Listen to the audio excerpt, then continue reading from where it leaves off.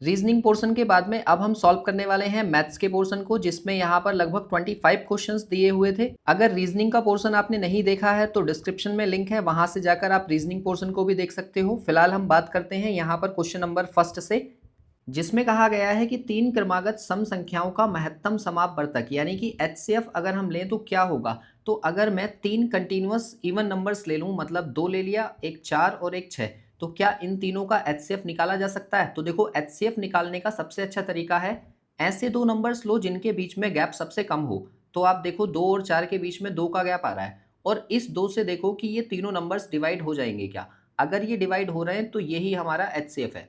तो हमें पता चल गया कि कोई से भी अगर मैं तीन लगातार सम संख्याएं लेता हूं तो उनका जो एचसीएफ आएगा वो 2 आएगा। इसका मतलब इस क्वेश्चन का जो करेक्ट आंसर है वो ऑप्शन डी था। कोई कहे हमने ये तीन ही क्यों लिए, आप कोई से भी नंबर्स ले सकते हो। आप 10, 12 और 14 ये तीन नंबर्स ले लो। तो आप यहाँ पर भी क्या करोगे, देखो इन दोनों का गैप लोगे तो 2 आएगा, और 2 से हमें एचसीएफ जो है उसका 2 ही मिलेगा। इसके बाद देखिए क्वेश्चन नंबर 2 को, तो उसमें कहा है कि एक समचतुर्भुज में एक विकर्ण की लंबाई 40 सेंटीमीटर है। तो आप एक बात ये जानते हो कि समचतुर्भुज जो होता है उसकी चारों भुजाएं बराबर होती हैं, जिसे हम रोम्बस भी कहते हैं। और अगर इसके विकर्ण हम देखें तो विकर्ण दोनों बाइसेक्ट करते हैं 90 डिग्री पर। ये प्रॉपर्टी हमें याद होनी चाहिए। आगे कहा है कि इसका एक विकर्ण अगर 20 है, 40 है, तो इधर भी 20 होगा और इधर भी 20 होगा। फिर कहा है कि दूसरा विकर्ण पहले विकर्ण के आधे से 22 सेंटीमीटर लंबा है। तो पहले विकर्ण का आधा कितना था, 20, और अगर उसमें मैं 22 और ऐड कर लूँ तो ये कितना हो जाएगा, 42, और 42 का आधा 21, यानी कि इधर भी 21 होगा और इधर भी 21 होगा। तो आपको ये पता चल गया कि अगर मैं एक ट्राइंगल कोई सा भी ले लूँ जिसके अंदर एक साइड 21 है और एक साइड 20 है, तो तीसरी साइड कितनी होगी, 29। इसलिए इसका जो करेक्ट आंसर है ऑप्शन बी होगा। और चाहें तो आप इसे कैलकुलेट भी कर सकते हैं। आप 20 का स्क्वायर करिए और प्लस 21 का स्क्वायर करिए और उसका स्क्वायर रूट ले लीजिए। तो यहाँ से हो जाएगा ये 400, और प्लस 21 का स्क्वायर होता है 441। तो दोनों को जब हम स्क्वायर रूट लेंगे तो ये हो जाएगा 841, और 841 किसका स्क्वायर होता है, 29 का। तो आप इस तरह से भी आंसर निकाल सकते हैं। बी ऑप्शन जो है वो इसका सही आंसर था। इसके बाद देखिए क्वेश्चन नंबर 3 को, तो उसमें कहा है कि एक दुकानदार अपनी वस्तु का अंकित मूल्य क्रय मूल्य से 25% अधिक रखता है। तो आपको ये पता है कि 25% का मतलब होता है 1/4। तो इसका मतलब ये है कि अगर मैं ये कहूँ कि कॉस्ट प्राइस एमआरपी के बारे में अगर हम बात करें, तो कॉस्ट प्राइस अगर उसका 4 है तो वो उसमें एक बढ़ाकर रख रहा है, मतलब 5 रख रहा होगा। और फिर कहा है कि ग्राहकों को आकर्षित करने के लिए वह अंकित मूल्य पर 10% का डिस्काउंट देता है। तो 10% का मतलब क्या है, 1/10, मतलब 10 की चीज पर 1 की छूट दे रहा है वो। तो इसका मतलब एमआरपी पर ही डिस्काउंट दिया जाएगा। तो 10 की जो चीज है वो सेलिंग प्राइस में उसे 9 की बेच दे रहा है। अब आप एक बात सोचो, एक क्वेश्चन में एमआरपी सेम ही तो होगा। अगर एमआरपी सेम है तो ऊपर वाले में मैंने यहाँ 2 से इंटू किया तो यहाँ भी 2 से इंटू होगा। तो इसका मतलब सीपी कितना बन जाएगा, 8, और यहाँ से एमआरपी कितना हो जाएगा, 10, और एसपी कितना हो जाएगा, 9।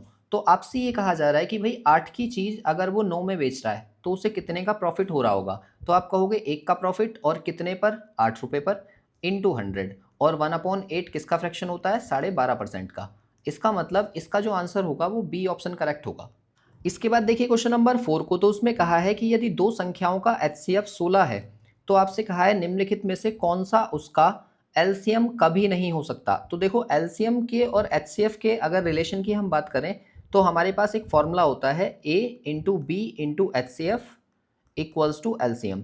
इससे हमें ये पता चलता है कि ए और बी जो हैं दोनों के दोनों कोप्राइम नंबर्स हों, तो एचसीएफ से अगर उसकी इंटू करते हैं तो एलसीएम आ जाता है। तो इसका मतलब ये है कि अगर मुझे यहाँ पर कहा है कि दो संख्याओं का एचसीएफ 16 है, तो यहाँ पर 16 आएगा।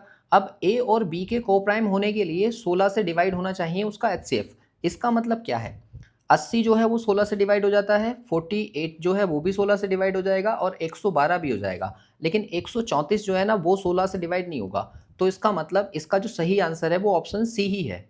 इसके बाद देखिए क्वेश्चन नंबर 5 को, तो उसमें कहा है कि एक दुकानदार ने 15,400 में एक टेलीविजन खरीदा और इसे 18,060 में बेच दिया। तो उसका लाभ भी बताओ और लाभ प्रतिशत भी बताओ। तो देखो यहाँ पर अगर मैं ये देखूँ कि 18,060 जो है वो इसका सेलिंग प्राइस है और कॉस्ट प्राइस था इसका 15,400। तो अगर इन दोनों को हम माइनस कर दें तो यहाँ से मुझे मिलेगा 2,660 रुपया।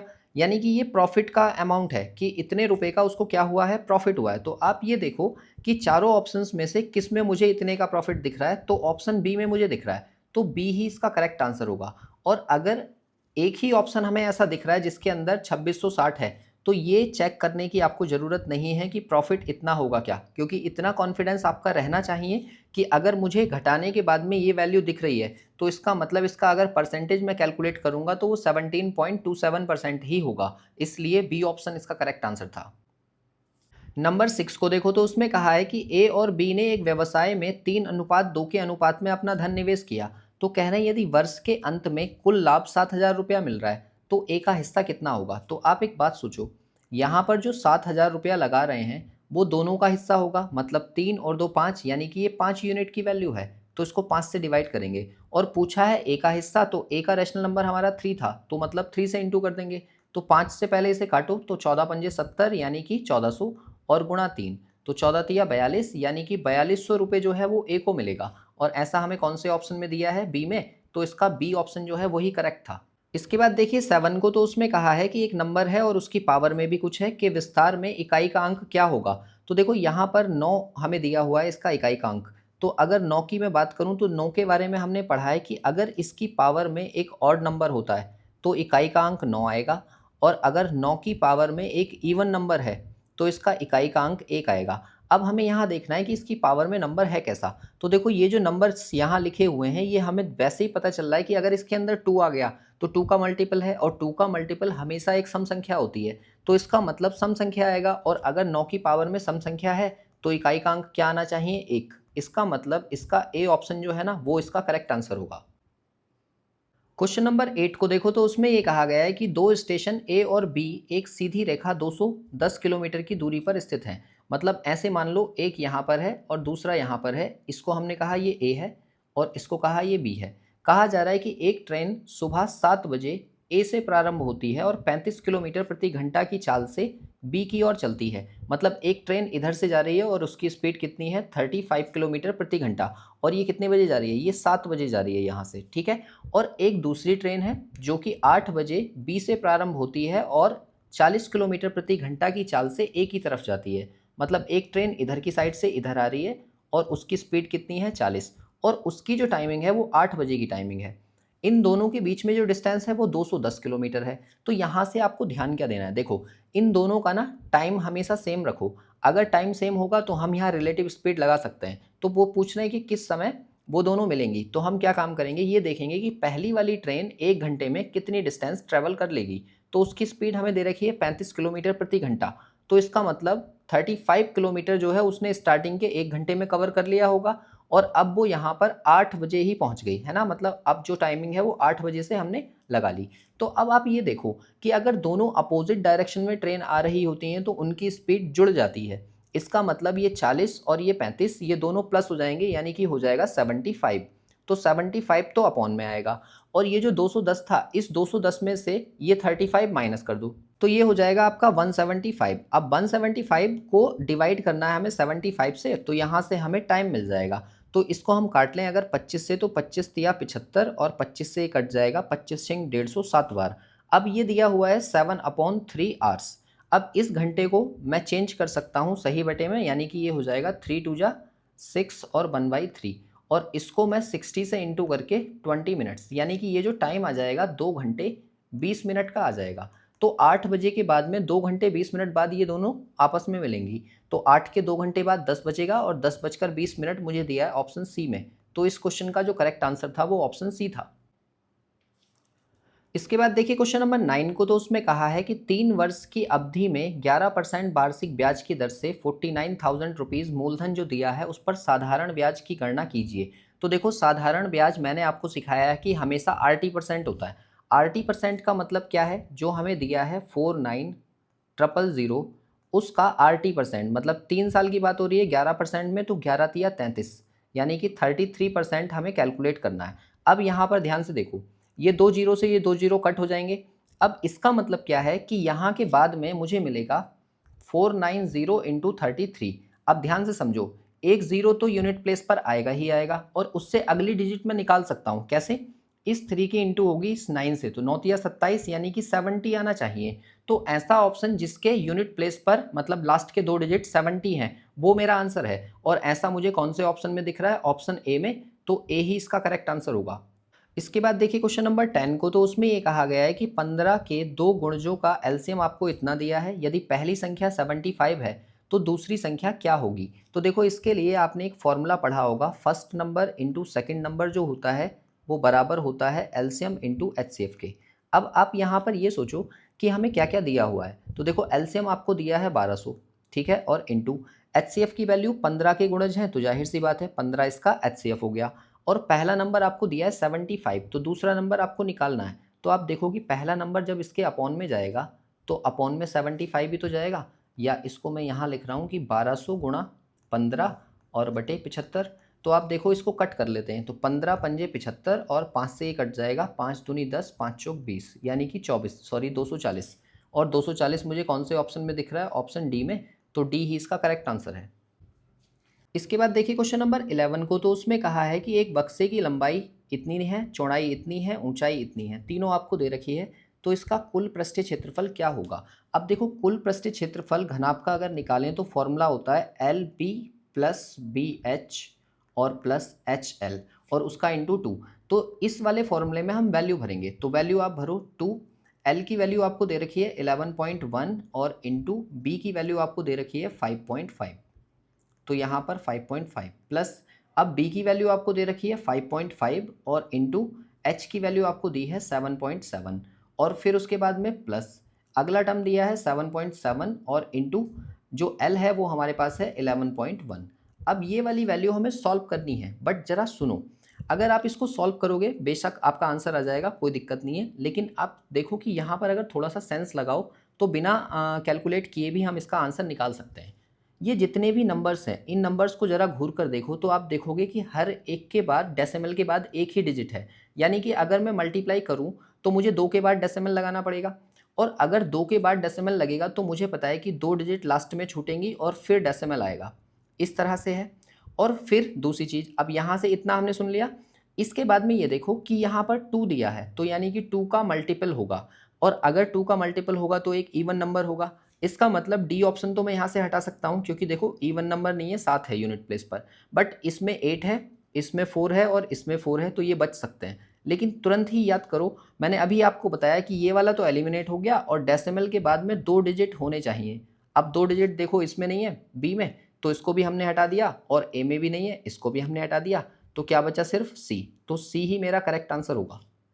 अब कोई कहे कि यार ये सी क्यों लगा रहे हो आप, इसके आगे जीरो भी तो हो सकता है, मतलब डेसिमल के आगे अगर यहाँ पर ऐसे भी तो हो सकता है 7.40, तो ज़ीरो भी तो एक मायने रखता है ना। अगर हम उसको देखें कि वो नहीं लिख रहे हैं तो ये इस तरह से दिखेगा। तो आप एक चीज़ और चेक कर लो, देखो यहाँ पर अगर मैं इसकी 5 से इंटू करूँ तो पहले वाले का जो यूनिट प्लेस है वो 5 आएगा। अच्छा, दूसरे को इंटू करें तो 5 पंजे 25, यहाँ से भी 5 आएगा, और तीसरे को अगर इंटू करें तो 7 बन जा 7, तो यहाँ से 7 आएगा। अगर मैं इन सबको प्लस करूं तो टोटल कितना आएगा? ये 7 5 12 और 12 और 5 ये हो गए आपके 17, मतलब 17 आएगा। अब इक्वल में स्टार्टिंग में हमें यहाँ 2 दिख रहा है, तो इस 17 की 2 से भी तो इंटू होगी, तो 7 दूनी 14, मतलब यूनिट प्लेस 4 आएगा। और अगर यूनिट प्लेस 4 आएगा तो आप देखो कि जो पहला प्लेस था उस पर 4 आएगा, 0 नहीं आएगा, इसलिए भी हम कह सकते हैं कि सी आंसर इसका करेक्ट आंसर है। और अगर मन नहीं मान रहा है तो भाई आप कैलकुलेट कर लो, कैलकुलेट करने के बाद यही आंसर आएगा। बट एग्जाम में क्या होता है, हमें अपना टाइम बचाना होता है, तो इसलिए हम इस तरह के मेथड्स यूज़ करते हैं। इसके बाद देखिए क्वेश्चन नंबर 12 को, तो उसमें कहा है कि m का मान ज्ञात कीजिए। अब देखो यहाँ से अगर मैं m की वैल्यू निकालूं तो इक्वल में ऑलरेडी रखा है 5/6 और प्लस 1/2, और इधर से ये माइनस के 2/3 उधर जाएगा, तो ये प्लस का 2/3 हो जाएगा। अब इसको सॉल्व करने के लिए मुझे डिनोमिनेटर सेम चाहिए, तो डिनोमिनेटर सेम करने के लिए मैंने एलसीएम लिया जो कि 6 आएगा, तो यहाँ पर भी 6 बना दिया और यहाँ पर भी 6 बना दिया इनटू करके। तो यहाँ से फाइनली मुझे क्या मिल जाएगा? देखो 5 यहाँ से, 3 यहाँ से, 8 और 8 और 4 12, मतलब ऊपर मिलेगा 12 और अपॉन में एलसीएम कितना था? 6, तो 6 से इसको कट कर दिया तो कितना आ गया? 2, और 2 मुझे ऑप्शन ए में दिख रहा है, तो ए ही इसका करेक्ट आंसर है। इसके बाद देखिए क्वेश्चन नंबर 13 को, तो उसमें दो इक्वेशंस मुझे दी हैं। एक दिया है 3x माइनस के 7y इक्वल्स टू 14, और दूसरी इक्वेशन दे रखी है ये। तो इसकी अगर मैं क्रॉस मल्टीप्लाई कर दूं तो क्रॉस मल्टीप्लाई करके मुझे मिल जाएगा 9x और माइनस इक्वल्स टू 7x और प्लस 7y। अब यहाँ से ये देखो कि पहले वाले इक्वेशन से अगर मैं 7y की वैल्यू निकालूं तो वो मुझे कितनी मिल जाएगी, 3x माइनस के 14, और ये वाली वैल्यू उठाइए और दूसरी वाली इक्वेशन में रख दीजिए। तो यहाँ से क्या मिलेगा, 9x इक्वल्स टू, अब 7x तो ऐसे ही रहेगा और प्लस 7y की जगह मैं रख दूंगा 3x माइनस के 14। ठीक है, तो फाइनली कितना मिलेगा, देखो ये हो गया 7 और 3 10, और 10 में से 9 माइनस होंगे तो अकेला x बच जाएगा, यानी कि x की वैल्यू जो है ना वो 14 के बराबर आ जाएगी। और x मेरा जैसे ही 14 आएगा, मैं पहली वाली इक्वेशन या इस वाली 7y वाली इक्वेशन से y की वैल्यू निकाल सकता हूँ। तो यहाँ से y कितना आ जाएगा भाई, यहाँ से हो जाएगा y इक्वल्स टू 3 इंटू, अब x की वैल्यू यहाँ पर 14 थी और माइनस 14 और अपॉन में आएगा 7। तो आप एक बात सोचो, यहाँ से 3 टर्म्स हैं 14 के और ये एक उसमें से माइनस हो गया, यानी कि 2 बचे, यानी कि 2 इंटू 14 अपॉन 7 से ये कट जाएगा 2 टाइम्स, यानी कि y की वैल्यू जो आएगी वो कितनी आएगी, 4। अब y मेरे पास 4 है, x मेरे पास 14, हमसे पूछा गया था एक्स वाई का वैल्यू, तो एक्स वाई का वैल्यू 14 चौका 56, यानी कि 56 जो होगा वो इसका करेक्ट आंसर होगा। इसके बाद देखिए 14 को, तो क्वेश्चन नंबर 14 में कहा है कि किसी संख्या का 20% 50 है। अब यहाँ से समझो इसको, किसी संख्या का 20% जो है वो कितना है, 50 है। तो पूछा है कि उसका 125% कितना होगा। तो अगर मुझे इस नंबर का 125 निकालना है तो आप एक बात समझो, इस 20 को मैं 125 कैसे बना सकता हूँ। तो 125 तो 5 का मल्टीपल है, तो पहले 20 को 5 बनाओ। तो 20 को 5 बनाने के लिए मुझे 4 से डिवाइड करना होगा और फिर ये 5 बन जाएगा, और 5 की मल्टीप्लाई अगर मैं 25 से कर दूं तो मुझे 125 मिल जाएगा। तो क्योंकि मैंने इधर साइड में 25/4 से इंटू किया है, तो इधर साइड में भी मैं 25/4 से ही इंटू कर दूं तो मुझे वैल्यू मिल जाएगी। और इसे सॉल्व करने के लिए हमने क्या किया, 25 पंजे 125, यानी कि ये हो गया 1250, और उसको करना है 4 से डिवाइड। तो ये आ जाएगा आपका 4 3 जा 12, 4 1 जा 4 और 4 2 जा 8 और 0.5, यानी कि 312.5। और ऐसा कौन से ऑप्शन में हमें दिया है, बी ऑप्शन में, तो बी ही इसका करेक्ट आंसर था। इसके बाद देखिए क्वेश्चन नंबर 15 को, तो उसमें कहा है कि रिया एक बचत खाते में 10,000 रुपये निवेश करती है जिस पर उसे 8% वार्षिक चक्रवृद्धि ब्याज की दर से ब्याज मिलता है। तो आपसे कहा है कि जबकि ब्याज वार्षिक संयोजित होता है तो 3 वर्ष के बाद में उसके खाते में कितनी धनराशि होगी, ये आप बताइए। तो ये कंपाउंड इंटरेस्ट का क्वेश्चन है, और अच्छी बात ये है कि यहाँ 10,000 दिया है। अगर 10,000 दिया है तो कोई भी डिफिकल्ट मेथड आपको लगाने की जरूरत नहीं है, आप डायरेक्ट जानते हो कि 10,000 का 8% जो है वो 800 रुपये होता है। तो आप ये कहो कि पहले साल में 800 रुपया मिलेगा, दूसरे साल में फिर से 800 रुपया मिलेगा ब्याज, और तीसरे में भी 800 रुपया ही मिलेगा। फिर उसके बाद में जब हम सेकेंड ईयर में जाते हैं तो जो पहले साल का ब्याज है उस पर ब्याज मिलता है, यानी कि 800 रुपये का 8% और मिलेगा, तो 64 रुपीज़ और मिलेगा। और जब तीसरे साल में हम जाएंगे तो तीसरे साल में मुझे 64 रुपये और ये 800 रुपये और ये 800 रुपये, इन सब पर भी ब्याज मिलेगा। तो ये कितना हो जाएगा, 8 8 16, यानी कि 1664 रुपये। अब 1664 का 8% और निकालना है मुझे, तो 1600 का 800% जो आएगा इसको हम कैलकुलेट कर लेंगे। तो 8 चौक 32, 32 का 2 कैरी हो गए आपके 3, और 8 छिंग 48, 48 और 3 हो गए 51, यानी कि 5 कैरी, और 8 छिंग 48, 48 और 5 हो गए आपके 53, फिर से 5 कैरी हुए, और 8 ही कम 8, 8 और 5 13, और 2 के बाद हम पॉइंट लगाएंगे, यानी कि 133.12। ये जो वैल्यू आ गई हमारी, ये टोटल हमारे पास आ गया कि इतना सारा ब्याज हमें मिलना है। तो आप ये देखो टोटल हो कितना गया, ये हो गए 800, 800 1600 और 800 2400, 2464। तो इसको मैं यहाँ पर लिख रहा हूँ कि 2464 रुपया तो वो था, और प्लस उसमें 133.12 रुपीज़ और ऐड हो गए। तो आप साफ साफ भी देख सकते हो कि 0.12 जो है मुझे सिर्फ एक ही ऑप्शन में दिख रहा है, ऑप्शन डी। तो डी ही इसका जो होगा ना वो करेक्ट आंसर होगा। इसके बाद देखिए क्वेश्चन नंबर 16 को, तो उसमें कहा है दूध और पानी के मिश्रण में दूध और पानी का जो अनुपात है वो 3:1 है। तो यदि मिश्रण की कुल मात्रा 48 लीटर है तो मिश्रण में दूध की मात्रा कितनी होगी। तो आप एक बात सोचो कि 48 लीटर जो है वो टोटल मिश्रण है, यानी कि 3 और 1 4, 4 यूनिट की वैल्यू है, और हमें निकालनी किसकी है, दूध की मात्रा, यानी कि 3 से इसका इंटू करेंगे। तो 4 से आप इसको काटो तो ये कितनी बार कटेगा, 12 बार, और 12 तिया 36, यानी कि डी ऑप्शन जो है ना वो इस क्वेश्चन का करेक्ट आंसर था।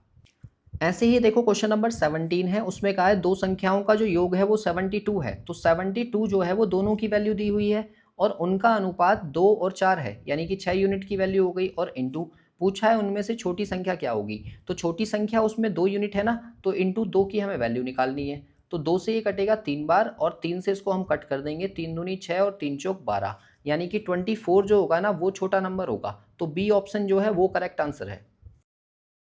क्वेश्चन नंबर 18 को देखो तो उसमें कहा है कि एक व्यापारी 18,960 में एक वस्तु खरीदता है और इसे 15% की हानि पर बेचता है, तो उसका विक्रय मूल्य क्या होगा। तो आप एक बात सोचो, 18,960 की कोई वस्तु है और अगर 15% हानि पर बेच रहा है तो 85% पर ही तो बेच रहा होगा।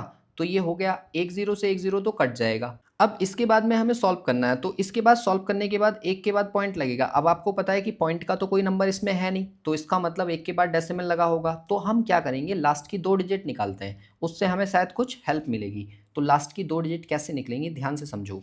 जब मैं इसकी मल्टीप्लाई करूंगा यहाँ से यहाँ तक, तो 6 पंजे 30, 30 का मतलब 0। अब 0 जो है वो नीचे वाले को कट कर देगा, तो अब मुझे पता चल गया कि 3 बचेगा कैरी। फिर इसके बाद में देखो, इस नंबर की तो करो इससे अगले से मल्टीप्लाई, और ये जो पीछे वाला नंबर है ये इससे इंटू होगा, दोनों प्लस होंगे। तो 9 और पंजे 45, ये 45 हुआ, और 6 अट्ठे 48, 48 हुआ। दोनों को प्लस कर लो तो कितने हो जाएंगे, 8 5 13, यानी कि 93। और उसमें ये जो 3 है ये कैरी ऐड होगा तो 96 हो जाएगा, 96 का आएगा 6। अब आप ये देखो कि यूनिट प्लेस पर 6 कितने नंबर्स में है, तो आप कहोगे 2 में है, एक इसमें भी और इसमें भी, मतलब 2 ऑप्शन तो एलिमिनेट हो गए ना। फिर हम आगे चलते हैं, यहाँ से 6 हमने लिख लिया और 9 हमारे लिए कैरी हो गया। फिर क्या काम करेंगे, अगले डिजिट निकालने के लिए इस नंबर की करो इससे अगले से मल्टीप्लाई, और ये पीछे वाला नंबर इससे इंटू होगा, मतलब 8 पंजे 40, 40 तो ये आएगा, और प्लस 8 की इंटू करेंगे 9 से, तो 8 नीम 72, यानी कि ये हो गया। तो यहाँ से हो गया कितना, 2 और 7 4 11, 112, और 9 हमारा कैरी था, तो 9 और 2 11, यूनिट प्लेस जोड़ेंगे तो 1 आएगा, इसका मतलब 16 आना चाहिए। और 16 मुझे कौन से ऑप्शन में दिख रहा है, सी में, तो सी ही इसका करेक्ट आंसर है। हमें पूरा कैलकुलेट करने की ज़रूरत नहीं है, और चाहें तो आप इस तरह से पूरा कैलकुलेट कर सकते हैं। इसके बाद देखिए क्वेश्चन नंबर 19, तो उसमें कहा है कि 6 संख्याओं का जो औसत है वो 12 था, है ना। तो 12 की 6 से इंटू कर लेंगे तो उसका योग निकल आएगा, 12 छिंग 72, यानी कि 72 हो गया। फिर उसमें कहा है उनमें से 2 संख्याओं का औसत है 6.5। अगर 6.5 2 संख्याओं का है तो 2 से इंटू कर लेंगे तो ये कितना हो जाएगा, 13, यानी कि 2 संख्याओं का औसत आ गया 13। और फिर कहा है अन्य 2 संख्याओं का औसत 4.5 है, तो 4.5 की इंटू 2 से करेंगे तो ये कितना हो जाएगा, 9, यानी कि 2 का 9 आ गया। अब कहा है शेष जो 2 संख्याएं हैं उनका औसत क्या होगा, तो उनका औसत निकालने के लिए पहले उसका सम निकाल लेते हैं। तो 13 में 9 हम ऐड कर देंगे तो टोटल कितने हो जाएंगे, 22, और 22 हम इससे कर देंगे माइनस, तो टोटल मुझे कितना मिलेगा, 50। और 50 का एवरेज निकालने के लिए, क्योंकि 2 लोगों का सम है, तो 2 से इसको डिवाइड कर दिया, कितना आ जाएगा, 25, यानी कि 25 एवरेज होगा। मतलब डी ऑप्शन जो है ना वो इस क्वेश्चन का करेक्ट आंसर था। और इसके बाद में यहाँ पर दे रखे हैं हिंदी के क्वेश्चंस, तो मैथ्स के क्वेश्चंस हमें आगे मिलेंगे। आगे एक क्वेश्चन ये रीजनिंग के पोर्शन का है 89। ये मेरे से कल मिस्टेक हो गई थी इसमें, यहाँ पर इसको करेक्ट कर लेना। यहाँ कहा गया था कि एस जो है वो बाएं छोर से दूसरे स्थान पर बैठा है, इसका मतलब एस को हम यहाँ ना बैठाकर इस एल की जगह बैठाएंगे यहाँ पर, तो ये एल यहाँ आ जाएगा। फिर कहा गया है कि एस के दाएं कितने व्यक्ति होंगे, तो एस के दाएं यहाँ पर 2 व्यक्ति थे, इसका मतलब इसका जो आंसर था ना वो सी ऑप्शन था, मैंने गलती से इसको ए ऑप्शन लगा दिया था। तो आप इसको करेक्ट कर लेना अगर आपने रीजनिंग की आंसर की चेक की थी तब। एक था क्वेश्चन नंबर 92। देखो 92 जो है ये भी मैथ के पोर्शन में था। इसमें कहा था कि यशु जो है वो प्रतिदिन 12 घंटे काम करता है, एक किताब की नकल 20 दिनों में कर सकता है। तो कह रहे हैं 16 दिनों में काम पूरा करने के लिए उसे प्रतिदिन कितने घंटे काम करना चाहिए। तो देखो इसका एक फॉर्मूला होता है MDH वाला, M1D1H1 upon W1 equals to होता है M2D2H2 अपॉन W2। मतलब दोनों को हमें कंपेयर करना होता है। तो आप ये देखो कि 12 घंटे काम करके एक किताब की नकल 20 दिन में की जा रही है, तो बुक एक हो गई, तो इक्वल्स टू इसी को हमें 16 दिनों में काम निपटाना है, तो कितना टाइम हमें चाहिए, जब हमें एक को ही कंप्लीट करना है। तो इसको कट करने के लिए आप देखो 4 से कट करो, 4 4 जा 16, और 4 से कट जाएगा 5 टाइम्स, और इस वाले 4 से इसको 3 टाइम्स कट कर दो, तो 5 तिया 15, यानी कि 15 घंटे काम करना होगा। तो ए ऑप्शन जो है वो इसका करेक्ट था। तो 92 आप मार्क कर लेना, ये भी मैथ का क्वेश्चन था। एक क्वेश्चन था 132, ये रीजनिंग का क्वेश्चन था, वहां पर हमसे छूट गया था। इसमें कहा है कि इस श्रृंखला में अगला पद ज्ञात कीजिए, क्या होगा। तो देखो अगला पद देखने के लिए आपको नंबर लेटर के प्लेस जरूर याद होने चाहिए। ए होता है 1, एच होगा 8, फिर ओ जो है वो होगा 15, और v जो होगा वो 22 होगा, तो आपको यहाँ से देखकर ये पता चल रहा होगा कि ये हर बार में कितना प्लस हो रहा है, 7। ठीक है, ऐसे ही 8 में मैंने 7 प्लस किया तो 15, इसमें फिर से 7 प्लस किया तो ये 22 आ गया। तो सी में मुझे 7 प्लस करना पड़ेगा। तो आप ये देखो सी होता है 3 और 3 में 7 प्लस करेंगे तो कितना आएगा, 10। 10 का मतलब जे, तो जे से स्टार्ट होने वाले मेरे पास 2 ऑप्शन है, एक ये वाला एक ये वाला, इसका मतलब ये दोनों तो हो गए एलिमिनेट। फिर इसके बाद में दूसरी डिजिट देखो, जेड होता है यहाँ पर 26 और एक्स होता है 24, फिर उसके बाद में वी दे रखा है वो 22 है। तो आपको पता चल गया कि पहले 26 फिर 24 फिर 22, यानी कि दो दो माइनस हो रहे हैं। तो इसका मतलब यहाँ आर लिखा है, आर का मतलब हो गया 18 और 18 से 2 माइनस करेंगे तो 16, यानी कि पी आना चाहिए। और पी वाला ऑप्शन मुझे कौन सा दिख रहा है, डी। इसका मतलब डी ऑप्शन जो था ना वो इस क्वेश्चन का करेक्ट आंसर था। क्वेश्चन नंबर 133 को देखो, तो ये मैथ का क्वेश्चन था। अब यहाँ पर देखो क्या कहा है कि यदि ई गणित में प्राप्त अंकों को मूल अंकों से 25% बढ़ा दिया जाए तो कहा जा रहा है तो गणित में उसका नया प्रतिशत कितना होगा, यह मानते हुए कि अधिकतम अंक 150 हैं। तो आप एक बात सोचो, यहाँ पर हमसे सिर्फ मैथ का जिक्र किया है तो हमें मैथ से ही मतलब है, और मैथ में देखो ई के कितने मार्क्स हैं, 60। तो इसका मतलब 60 को मैं बढ़ाकर कितने 25% बढ़ा दूं तो कितना हो जाएगा, ये 125 और अपॉन 100। इसको हम कट कर लेते हैं, एक जीरो से एक जीरो कट जाएगा और 5 से इसको कट करो 2 बार, 5 से ये कट जाएगा 25 बार और 2 से ये कटेगा 3 बार और 25 या 75, यानी कि टोटल मार्क्स कितने हो गए उसके 75। कितने में से, 150 में से। तो आपको ये पता है कि 75 जो है वो 150 का कितने परसेंट होता है, तो 50% होता है। तो सीधे सीधे हम मार्क कर देंगे कि सी ऑप्शन जो है ना वही इसका करेक्ट आंसर है। इसके बाद देखिए क्वेश्चन नंबर 134 को, तो उसमें ये कहा गया है कि 1 से लेकर 20 तक के बीच की संख्याएं आप ले लो, उनमें से कुछ संख्या हम ले रहे हैं, इसकी क्या प्रायिकता है कि यह एक पूर्ण वर्ग संख्या हो या फिर 6 का एक गुणज हो। तो देखो इस क्वेश्चन को करने के लिए ये क्वेश्चन थोड़ा सा सही है क्योंकि ये प्रोबेबिलिटी का क्वेश्चन है ना। अब इस क्वेश्चन को सॉल्व करने के लिए देखो टोटल परिणाम मेरे पास कितने, 1 से लेके 200 तक के नंबर्स हैं, तो टोटल नंबर्स तो हो गए 200। अब हमें वो सारे नंबर्स ढूंढने हैं जो पूर्ण वर्ग संख्या भी हों और 6 के मल्टीपल भी हों। तो देखो कम जो पड़ेंगे वो कौन से होंगे, पूर्ण वर्ग संख्याएं। तो आप पहले पूर्ण वर्ग संख्याओं को लिख लो। तो देखो आप यहाँ से चलोगे तो 1 होगा एक, तो फिर उसके बाद स्क्वायर 4 होगा, फिर उसके बाद में 3 तिया 9, 4 चौक 16, 5 पंजे 25, 6 छिंग 36, 7 सत्ते 49 और फिर उसके बाद 8 अट्ठे 64 और 9 निम 81, फिर उसके बाद में 10 ढाई 100, ये नंबर्स हो गए। फिर इसके बाद 11 का स्क्वायर 121, 12 का स्क्वायर 144, 13 का स्क्वायर 169 और 14 का स्क्वायर 196। अब 196 से ऊपर अगर हम जाते हैं तो नंबर फिर 225 जाएगा, वो 200 से ऊपर निकल गया। तो इसका मतलब स्क्वायर नंबर्स तो यही वाले हैं। ठीक है, फिर हम बात करें अगर 6 के मल्टीपल, तो 6 के मल्टीपल कितने होंगे, देखो पहला मल्टीपल 6 होगा, फिर उसके बाद में 12, फिर उसके बाद में 18 और ऐसे चलते जाएगा। ये कहाँ तक, लास्ट मल्टीपल होगा मेरा 200 है तो ये 198 जो होगा पूरा पूरा कट जाएगा। तो इसे देखकर आपको याद होगा कि आपने एपी पढ़ा है, अर्थमेटिक प्रोग्रेशन, वहाँ से आप इसमें टोटल निकाल सकते हो ये कितने नंबर्स होंगे। तो टोटल निकालने के लिए आप क्या काम करो, 198 में से 6 माइनस कर दो और उसे 6 से ही डिवाइड करके +1 कर दो, तो यहाँ से आपको टोटल नंबर मिल जाएंगे। या फिर आप सीधे ये कहो कि an का फॉर्मूला होता है a plus n minus 1 into d, उसकी हेल्प से हम n निकाल लेंगे। तो n जब कैलकुलेट करेंगे तो कितना आएगा, देखो यहाँ से 198 में से 6 माइनस किए तो 192 बचा और 6 से उसको हम काटेंगे तो 6 तिया 18 और 6 दूनी 12 और प्लस उसमें 1 हो गया, तो n जो आ जाएगा मेरे पास वो आ जाएगा 33।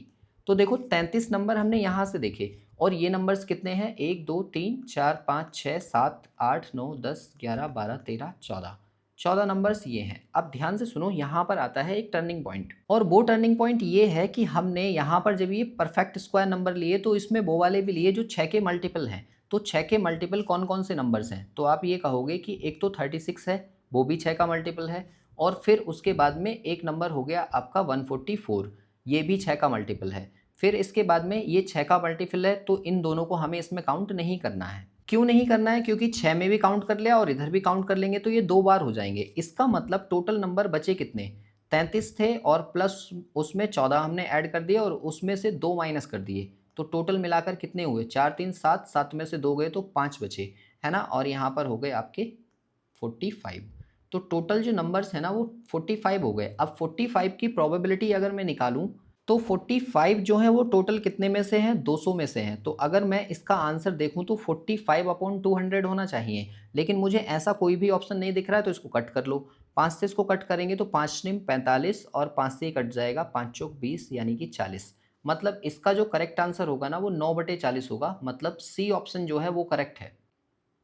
इसके बाद देखिए एक और क्वेश्चन था 136, ये भी मैथ का था। यहाँ पर आपसे कहा गया है कि एक जलाशय को प्रवेश पाइप द्वारा 18 घंटे में पूरी तरह भरा जा सकता है। मतलब कोई एक ए पाइप है जो किसी टैंक को 18 घंटे में भर देता है, और फिर कहा है एक रिसाव पाइप द्वारा इस भरे हुए जलाशय को 36 आवर्स में खाली किया जा सकता है। मतलब एक बी पाइप है जो इसे क्या काम करता है, 36 घंटे में खाली कर देता है। तो पूछ रहे हैं यदि दोनों पाइप एक साथ खोल दिए जाएं तो जलाशय को भरने में कितना समय लगेगा।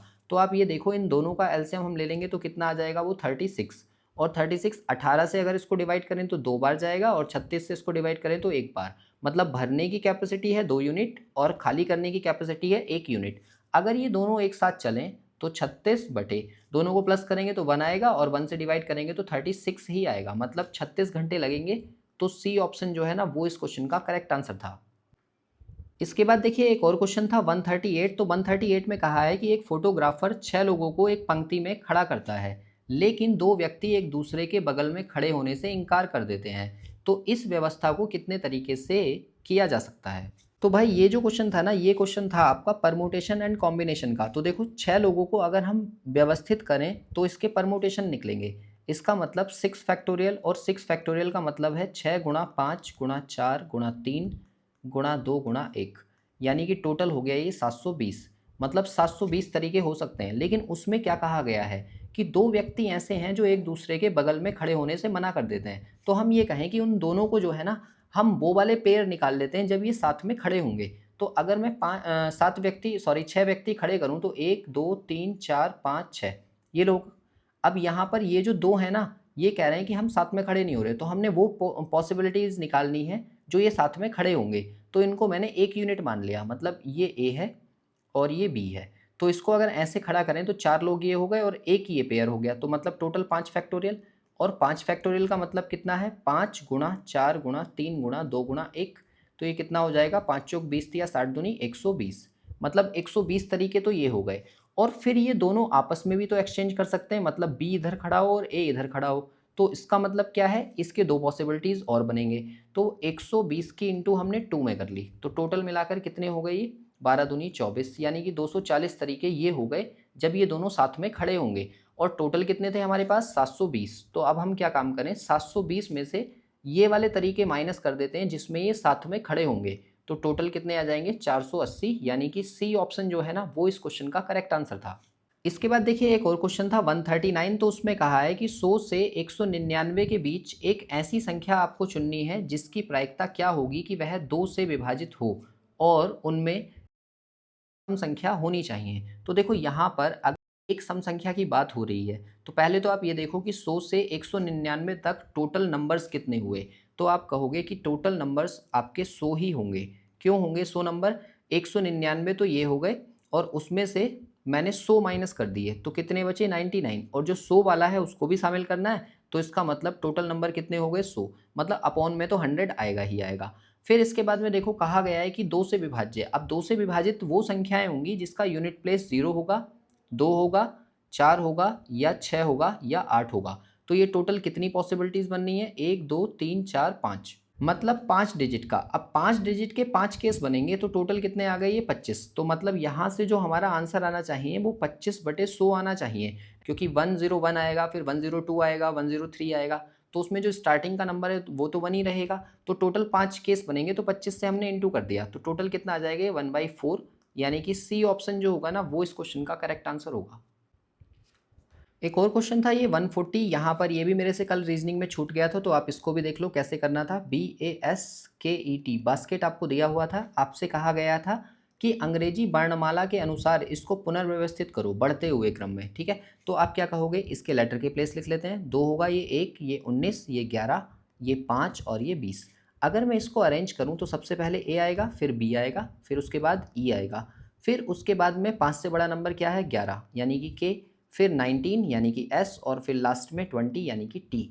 तो ये अरेंजमेंट होगा हमारा। हमसे पूछा गया है कि आप बताइए दाएं छोर से चौथा अक्षर कौन सा होगा। तो 1, 2, 3 और 4, चौथा कौन है? ई। इसका मतलब ई जो था वो इसका आंसर था।